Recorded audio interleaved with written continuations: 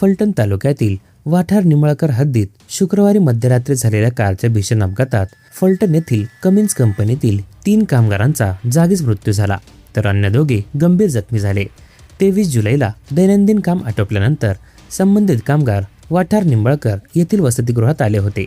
त्यानंतर रात्री सर्वजण मोटारमधून फलटण लोणंद पालखी महामार्गावरील एका हॉटेलमध्ये जेवणासाठी गेले।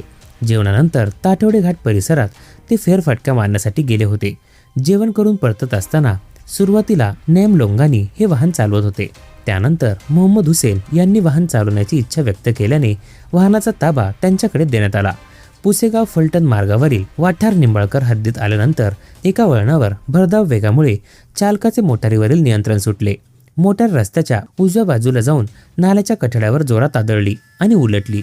या भीषण अपघातात मोटारमधील सर्व प्रवासी गंभीर जखमी झाले।